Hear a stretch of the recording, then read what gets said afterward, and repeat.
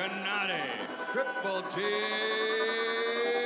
Golovkin. Ирландский боксер Энди Ли в интервью Boxing Scene рассказал о желании сделать бой с казахстанцем Геннадием Головкиным. Изначально планировалось, что Ли 10 декабря выступит в андеркарте поединка Головкина с американцем Дэниелом Джейкобсом.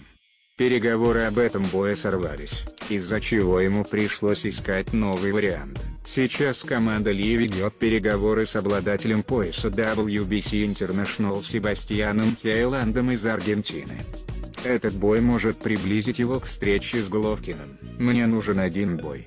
Что-то вроде вступительного экзамена, чтобы показать, что я собираюсь вернуться на вершину. Этот должен быть хороший соперник, находящийся высоко в рейтинге. Сейчас у меня есть шанс сделать бой с Хейландом. Он занимает первое место в рейтинге WBC. Все видели, насколько он хорош, когда в 2014 нокаутировал Маттью Маклина. Это бой, который я хочу и который имеет смысл. Он приблизит меня к титульному поединку с Головкиным. Я надеюсь, что мы сделаем это, сказал Ли. Стоит отметить, что в 2014 году Головкин и Ли вели переговоры.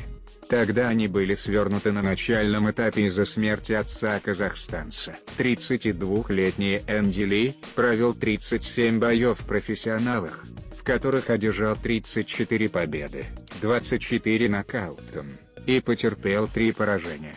В последнем бою в декабре 2015 года он по очкам уступил британцу Билли Джо Сондерсу и лишился титула WBO. При этом Ли и Головкин уже встречались друг с другом, правда в любителях. В 2003 году на победном чемпионате мира казахстанец победил по очкам.